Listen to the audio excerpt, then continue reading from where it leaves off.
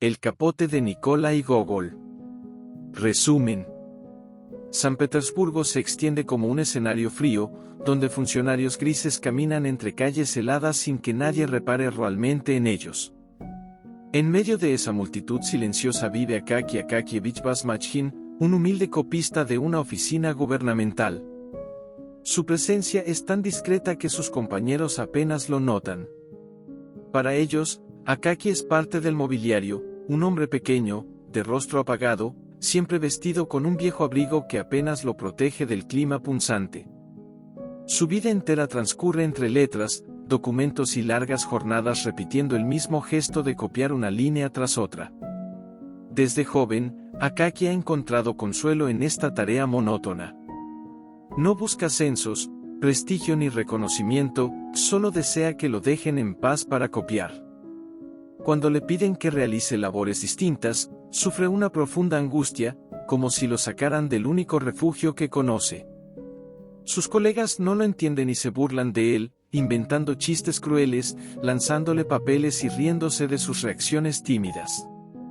Él apenas murmura palabras incomprensibles, agacha la cabeza y continúa con su labor, convencido de que ninguna réplica puede cambiar su realidad. La ciudad, durante ese invierno, se vuelve todavía más hostil. El viento recorre las calles como un látigo, cortando la piel de quien se atreve a salir sin abrigo. Akaki sufre especialmente los embates del clima, ya que su capote envejecido ha llegado a un punto irreparable, la tela está desgarrada, los remiendos se superponen unos sobre otros y las costuras no soportan un día más. Cada mañana, al sentir el aire helado filtrarse por la prenda, le resulta evidente que no podrá seguir usándola. En la oficina también lo notan, algunos funcionarios comentan, entre risas, que el capote debería estar en un museo de objetos viejos. Ante esta situación, Akaki busca la ayuda de Petrovich, un sastre conocido por su carácter cambiante y por su afición al vodka. El copista llega a su taller con la esperanza de que el hombre pueda arreglar su capote una vez más, como lo ha hecho en el pasado. Petrovich observa la prenda, la estira, examina los costados, palpa los forros y niega con la cabeza. Explica que ya no se puede reparar, el abrigo está muerto, como si hubiera cumplido su ciclo. Lo único posible es confeccionar uno nuevo.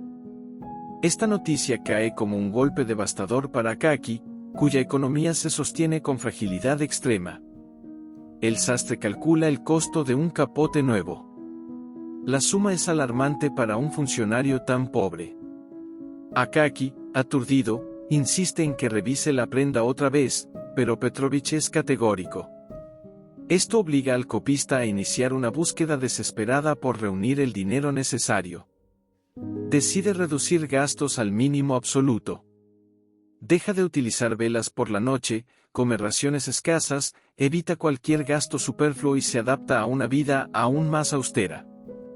Día tras día, guarda cada moneda con una mezcla de sacrificio y esperanza. A pesar de su sufrimiento, la idea de un capote nuevo empieza a convertirse en una luz cálida para él. Imagina cómo se sentirá al caminar por la calle con una prenda digna, cómo disminuirá el frío que atormenta su cuerpo y cómo quizás sus colegas, al verla, cambien por un instante su actitud hacia él. En medio de su monotonía laboral, ese capote se transforma en un sueño que lo entusiasma y lo impulsa a soportar el invierno más crudo. Durante las horas de copia, su mente flota en esa imagen, el paño grueso, el cuello firme, el brillo sencillo de algo recién hecho. El proceso de ahorro se extiende durante meses, pero cuando finalmente logra reunir la cantidad necesaria, la emoción que siente es casi infantil. Con el dinero en mano, corre al taller de Petrovich para hacer el pedido. El sastre, esta vez más concentrado y menos irritable, se compromete a fabricar una prenda sólida y bien terminada. A partir de ese momento, Akaki vive con una mezcla de ansiedad y alegría anticipada. Cada día que pasa lo acerca más a la entrega del capote que, sin saberlo, pronto cambiará por completo el rumbo de su vida. La espera de Akaki Akakievich concluye una mañana fría, cuando Petrovich le anuncia que el capote está listo. El copista llega al taller con pasos apurados, temblando más por la emoción que por el clima. Cuando el sastre despliega la prenda, un brillo casi solemne aparece en los ojos de Akaki. El paño es firme, el color discreto, las costuras sólidas, todo en ese abrigo irradia una dignidad que parecía un lujo inalcanzable para alguien tan insignificante como él. Alcanzarlo ha sido una batalla silenciosa, marcada por sacrificios que ningún compañero de oficina podría imaginar. Petrovich ayuda a Akaki a probárselo. El abrigo se adapta a su cuerpo con una soltura inesperada. Por primera vez en mucho tiempo, el funcionario siente un resguardo auténtico, una protección que va más allá del clima. Es como si la nueva prenda simbolizara un pequeño triunfo personal frente a un mundo que siempre lo ha tratado con indiferencia. Akaki paga la suma acordada, agradece con torpeza y sale del taller con una mezcla de orgullo y timidez. Mientras camina por la calle, varias personas vuelven la mirada hacia él, no por burla, sino porque luce como alguien distinto. Ese cambio casi lo desorienta. Al llegar a la oficina, el ambiente se transforma. Los funcionarios, acostumbrados a ridiculizarlo, se quedan sin palabras al ver la prenda nueva. Algunos se acercan para tocar el paño y examinar los detalles, otros comentan entre ellos el notable cambio de apariencia del copista. En medio de este revuelo, el jefe de la sección, un hombre con más entusiasmo social que verdadero interés por su equipo, decide organizar una pequeña celebración en honor al estreno del capote. Para Akaki, esta invitación representa un gesto inesperado que lo llena de un calor emocional al que no está acostumbrado. La fiesta se llevará a cabo esa misma noche en casa del jefe. Aunque Akaki es un hombre de costumbres rígidas, siente que debe asistir, motivado por la novedad que su capote ha despertado. Durante el resto del día trabaja con un aire distinto. No solo se siente físicamente protegido del frío, sino también simbólicamente arropado por una tensión que jamás había experimentado. El capote ha empezado a redefinir su identidad, aunque él no lo perciba de manera consciente. Lo único que sabe es que esa noche vivirá una experiencia fuera de su rutina silenciosa. Cuando cae la noche, Akaki se dirige a la casa del jefe. La ciudad está iluminada por faroles que reflejan destellos sobre la nieve acumulada. El funcionario avanza con una mezcla de nervios y curiosidad. Nunca ha asistido a una reunión social y teme destacar más de la cuenta. Al llegar, varios compañeros lo reciben con sonrisas exageradas. La conversación gira inevitablemente en torno al nuevo capote, que parece haber eclipsado cualquier otro tema de interés. Akaki siente timidez ante tantos elogios, aunque también cierto orgullo que le resulta novedoso. La reunión es ruidosa, llena de risas y comentarios comentados a media voz. El copista, acostumbrado al silencio, se siente abrumado. Su estancia allí se vuelve una lucha interna. Por un lado, le agrada la atención recibida, por otro, le incomoda estar fuera de su entorno habitual.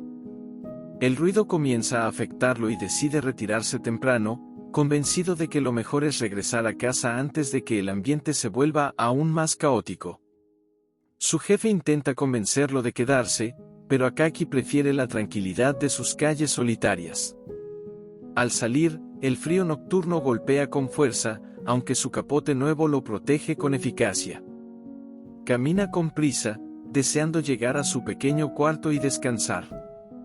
Cada paso resuena en las calles casi desiertas, iluminadas apenas por luces lejanas.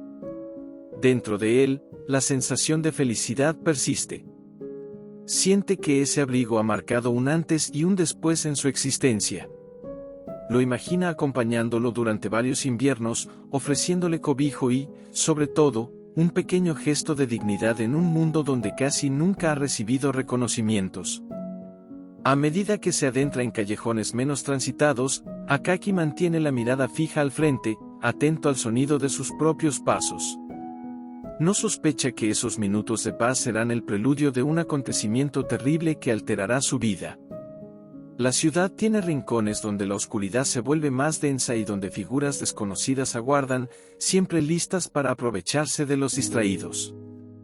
Akaki, concentrado en su nueva felicidad, no percibe que la noche oculta más amenazas que frío. La historia está por cambiar de rumbo, aunque él aún no lo sabe. Camina con el pecho lleno de entusiasmo y la mente tranquila, ignorante del giro que pronto pondrá a prueba su resistencia emocional. La caminata de Akaki Akakievich hacia su hogar continúa por calles cada vez más silenciosas.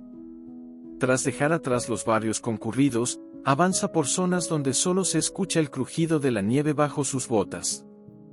El brillo del capote parece iluminarlo desde dentro, como si aquella prenda recién estrenada hubiera devuelto una energía que nunca antes había sentido. El recuerdo de los elogios recibidos en la reunión de su jefe todavía le provoca una sensación de satisfacción que roza la incredulidad. Durante toda su vida, nadie se había detenido a notar su existencia, que ahora, por primera vez, había disfrutado de un instante de reconocimiento. Mientras camina, Akaki se ajusta el cuello del capote e imagina los días venideros, convencido de que ese abrigo será su fiel compañero durante muchos años. No piensa en otra cosa, toda su mente se concentra en la suavidad del paño y en la sensación de calidez que lo envuelve por completo. En esta especie de trance emocional, no percibe que dos figuras lo observan a distancia. Son sombras que se deslizan entre los callejones con la discreción de quienes conocen bien los recovecos más peligrosos de la ciudad. Cuando Akaki dobla una esquina particularmente oscura, los hombres se acercan sin previo aviso. Uno de ellos le corta el paso mientras el otro le rodea por detrás. El funcionario apenas logra emitir un débil gemido, incapaz de comprender lo que está ocurriendo. Los atacantes no pierden tiempo en amenazas. Con movimientos rápidos y precisos, sujetan a Akaki, lo inmovilizan y arrancan el capote de sus hombros. Él intenta resistirse, pero su fuerza es mínima frente al ímpetu de los ladrones. En cuestión de segundos, la prenda desaparece entre las sombras, dejándolo solo en medio del frío más intenso. La conmoción es tan grande que Akaki queda paralizado. Siente el viento helado envolverlo como un castigo cruel. El vacío que deja la ausencia del capote es más devastador que cualquier golpe físico. Cuando intenta volver a caminar, las piernas le tiemblan. No comprende cómo es posible que algo que le costó tantos sacrificios haya desaparecido de forma tan brutal. Como si el destino hubiera decidido arrebatárselo justo en el momento en que empezaba a saborear un pequeño fragmento de felicidad. Con pasos desordenados, Akaki regresa a su hogar. Cada ráfaga de viento se clava en su cuerpo como una cuchilla. Una vez dentro de su cuarto, se sienta en el borde de la cama y permanece en silencio largo rato, incapaz de procesar lo ocurrido. Después, como si una chispa de esperanza sobreviviera en él, decide que debe buscar ayuda. Aún es posible que las autoridades logren encontrar a los ladrones. Esa idea, tenue pero firme, lo impulsa a levantarse a la mañana siguiente con la determinación de no rendirse. Al día siguiente, acude a la oficina con un aspecto desolador. Sus compañeros de trabajo lo observan con sorpresa cuando les relata lo ocurrido. Algunos esconden una sonrisa, otros disimulan su indiferencia. Le aconsejan acudir a una figura influyente de la administración, un funcionario conocido por su rigidez y su obsesión por el protocolo. Aseguran que este hombre podría agilizar los trámites para que la policía investigue el robo con mayor interés. Akaki, aferrado a la esperanza, acepta seguir ese consejo. El problema surge cuando intenta solicitar una audiencia con esta autoridad. Los asistentes del funcionario lo hacen esperar durante horas, tratándolo con desdén y exigiendo que respete los procedimientos formales. Finalmente, cuando lo recibe, el hombre importante adopta una actitud altiva, subrayando con su tono que está acostumbrado a que los demás reconozcan su rango. Akaki intenta explicar su situación con humildad, pero el funcionario lo interrumpe constantemente, recordándole que debe dirigirse a él con mayor respeto. La tensión aumenta, pues el hombre no muestra interés por el caso y parece más concentrado en resaltar su jerarquía. Al final, en lugar de ofrecerle ayuda, lo reprende por acudir directamente a él sin pasar antes por los canales establecidos. Akaki queda desconcertado, sin saber cómo responder. Esa audiencia, que él consideraba su última esperanza, se convierte en una experiencia humillante. Sale del edificio con el corazón oprimido y el alma completamente abatida. La ilusión que había conservado tras el robo se desmorona de manera contundente. En ese momento, el mundo de Akaki vuelve a ser tan frío como la ciudad que lo rodea. Su capote, símbolo de esfuerzo y alegría, ha desaparecido, y con él también la dignidad que por un instante había logrado sentir. Regresa a su rutina con un peso emocional que presagia un destino cada vez más oscuro. Después de la experiencia humillante con el funcionario importante, Akaki Akakievich sale a la calle con la mirada perdida. El viento helado le golpea el rostro, pero él apenas lo siente. Lo único que ocupa su mente es la certeza de que su última esperanza se ha desvanecido. La falta de apoyo lo deja en un estado de vulnerabilidad absoluta.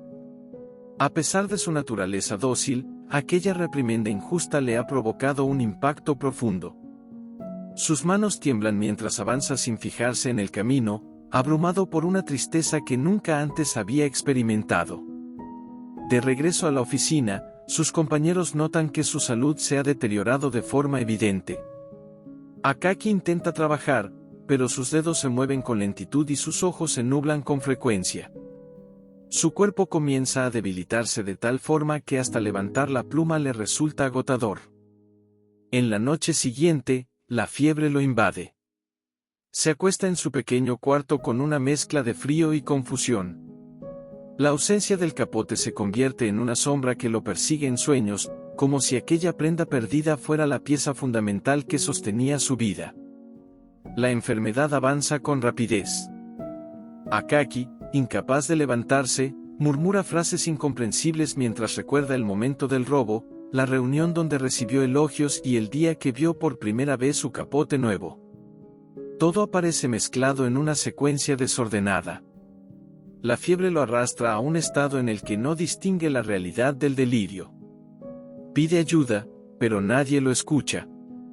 Apenas un vecino se asoma a su puerta y, al verlo tan enfermo, avisa a un médico que trabaja para la administración pública. Este acude con desgano, irritado por haber sido llamado en plena noche. El médico examina a Akaki con rapidez y concluye que su estado es grave. Le recomienda reposo absoluto y algunos remedios que no puede costear. En lugar de transmitir consuelo, el diagnóstico solo genera más angustia. Abandonado y debilitado, Akaki cae en un ciclo de fiebre cada vez más intensa. Su mente regresa una y otra vez a su capote perdido. Es como si la prenda se hubiera convertido en el símbolo central de su vida. Un objeto que representaba esfuerzo, dignidad y una felicidad tan breve que ahora parece irreal. Los días siguientes se desarrollan con la misma monotonía triste. Ningún compañero de oficina lo visita, salvo un mensajero que llega por obligación a dejar algunos documentos. Akaki los contempla sin entenderlos. Su capacidad para trabajar, la única habilidad que había definido toda su existencia, se ha desvanecido junto con su salud. Por momentos, trata de incorporarse para continuar copiando, convencido de que quizá la rutina lo mantenga vivo, aunque las fuerzas se le escapan antes de alcanzar la pluma. El cuerpo no responde y su respiración se vuelve cada vez más débil. La fiebre alcanza un punto en el que comienza a pronunciar nombres al azar, suplicando que alguien le devuelva su capote. En medio de su delirio, imagina que Petrovich lo visita, que los ladrones se arrepienten y que el funcionario importante finalmente comprende su dolor. Luego, estas visiones se desvanecen y solo queda la oscuridad del cuarto, rota por una vela que se consume de forma irregular. La luz parpadea como un último gesto que acompaña sus horas más críticas. El silencio se vuelve tan profundo que incluso los ruidos de la calle parecen distantes. Una madrugada, mientras la ciudad duerme, Akaki deja escapar un suspiro ligero. Su cuerpo, debilitado hasta el extremo, no logra resistir más. El corazón se detiene con una suavidad casi imperceptible. Su vida, marcada por esfuerzos silenciosos y humillaciones constantes, llega a su fin sin testigos ni despedidas. La noticia de su muerte llega a la oficina poco después, donde genera apenas un momento de conversación antes de que todos vuelvan a su rutina. Algunos comentan el suceso con indiferencia, otros con un tono burlón, como si su destino fuera poco más que una anécdota. El cadáver es recogido por empleados municipales que realizan la tarea con la frialdad propia de su trabajo. Sus pertenencias, escasas y gastadas, se guardan sin orden. Nadie pregunta qué hacer con ellas. Para el mundo, Akaki no es más que un funcionario más que desaparece del registro. Su existencia, que giraba alrededor de un austero cuarto y una mesa de trabajo, se disuelve en la indiferencia de una ciudad demasiado ocupada para recordar a quienes viven en los márgenes. Aún en ese silencio final, una sensación extraña parece permanecer en el aire, como si la historia de Akaki no estuviera completamente cerrada.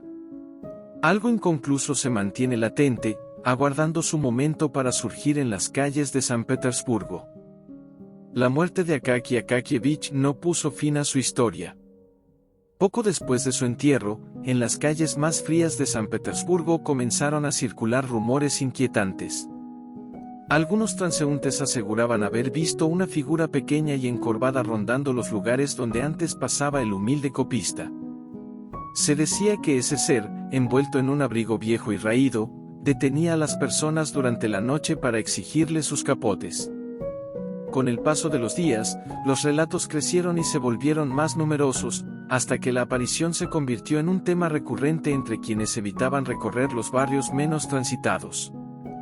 El espectro actuaba siempre al caer la tarde. Se acercaba a sus víctimas con pasos silenciosos, les agarraba el abrigo y reclamaba uno nuevo como si intentara reemplazar la prenda que le había sido arrebatada en vida. Las personas huían despavoridas, convencidas de que aquel espíritu estaba impulsado por un dolor que había trascendido la muerte. Los guardias de la ciudad fueron avisados en varias ocasiones, aunque no lograron atrapar la figura. Los testimonios variaban en detalles, pero todos coincidían en un punto: la sombra que vagaba por las calles tenía el rostro pálido y afligido de Akaki. El rumor llegó incluso a oídos del funcionario importante, aquel que lo había tratado con desprecio la última vez que Akaki intentó buscar ayuda. Este hombre, acostumbrado a imponerse sobre los demás, reaccionó al principio con burla, convencido de que se trataba de una exageración popular. Sin embargo, una noche después de asistir a una reunión oficial, decidió regresar a su casa por un camino poco transitado. El viento soplaba con fuerza, la nieve azotaba los tejados y el silencio pesaba tanto que cada paso resonaba con nitidez inquietante. Mientras avanzaba, comenzó a sentir una presencia detrás de él. Al voltear, no vio a nadie, aunque la sensación persistía. La calle estaba casi a oscuras. Solo un farol lejano iluminaba con timidez un tramo del camino. Fue entonces cuando una figura salió de las sombras. Era baja, encorvada y avanzaba con un movimiento lento, casi rígido. El funcionario intentó mantener la compostura, aunque el corazón comenzó a latirle con violencia. Cuando la figura se acercó lo suficiente, pudo distinguir el rostro del fantasma, unos ojos apagados que no mostraban agresividad, sino una tristeza profunda, casi eterna. El espectro se detuvo frente a él y extendió la mano. Con voz grave y apagada, le exigió su capote. El funcionario retrocedió aterrado, incapaz de articular palabra. La imagen de Akaki, o aquello en lo que se había convertido, parecía reclamar justicia desde un mundo donde ya no existían jerarquías ni protocolos. Sin otra opción, el hombre soltó su abrigo y lo lanzó hacia la aparición. El espectro lo tomó con movimientos pausados y, tras observarlo unos segundos, se dio la vuelta. Caminó hacia la oscuridad hasta desaparecer por completo, como si el viento lo hubiera desvanecido. Este encuentro marcó profundamente al funcionario. Desde aquella noche, adoptó un comportamiento más humilde y procuró tratar con mayor consideración a quienes ocupaban puestos inferiores. No lo confesó en público, pero estaba convencido de que había sido confrontado por la consecuencia de su propia indiferencia. Mientras tanto, los relatos sobre el fantasma comenzaron a disminuir. Algunos decían que el espíritu había encontrado por fin el capote que buscaba, otros aseguraban que había abandonado la ciudad después de recuperar lo que sentía como suyo. Días después, en una zona más apartada de San Petersburgo, un guardia nocturno vio a un hombre desconocido vestido con un capote amplio. Su aspecto recordaba al de Akaki, aunque algo había cambiado en su presencia, parecía más tranquilo, menos atormentado. El guardia intentó acercarse, pero la figura se desvaneció antes de que pudiera alcanzarla. Fue el último testimonio registrado sobre el espectro del copista. Con el paso del tiempo, la historia de Akaki se convirtió en una anécdota que circulaba entre funcionarios y habitantes de la ciudad. Algunos la contaban como una advertencia sobre el trato injusto hacia los más vulnerables. Otros la interpretaban como un relato sobre la importancia de los pequeños gestos de dignidad que pueden sostener una vida entera. Aunque su existencia había sido discreta y silenciosa, su recuerdo persistió como un eco inesperado, capaz de atravesar la indiferencia de quienes jamás habían prestado atención a su sufrimiento. En ese extraño final, Akaki logró algo que nunca alcanzó mientras vivió: ser recordado. Suscríbete a mi canal para subir más contenido. Gracias.